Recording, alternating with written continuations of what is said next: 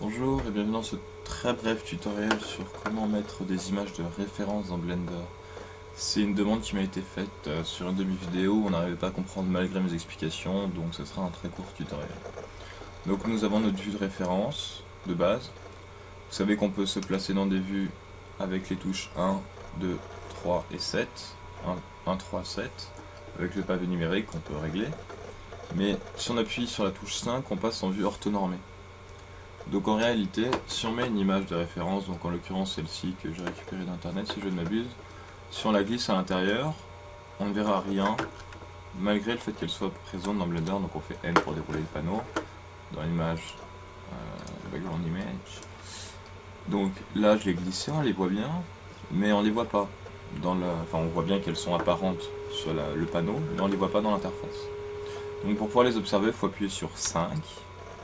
Et dès qu'on passe en vue orthonormée, en réalité, on peut voir les images de référence. Donc celles-ci ne sont que visibles dans les vues 1, 3 et 7 montrées précédemment. Donc 1, 3, 7, mais aussi dans la caméra. Mais c'est moins utilisé, dirons-nous.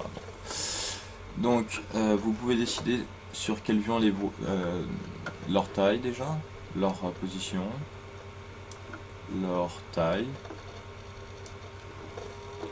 Vous pouvez décider si à quel niveau du plan elles sont, c'est-à-dire que vous pouvez en mettre les unes sur les autres.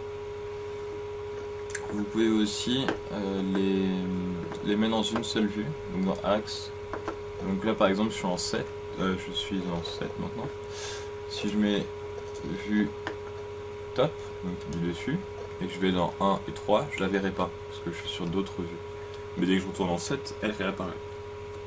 Et c'est ainsi que, en mettant une superposition d'images, en les plaçant en faisant attention aux proportions, on peut avoir une vue tridimensionnelle de notre objet par rapport à des images de référence. Merci d'avoir regardé ce tutoriel. Au revoir.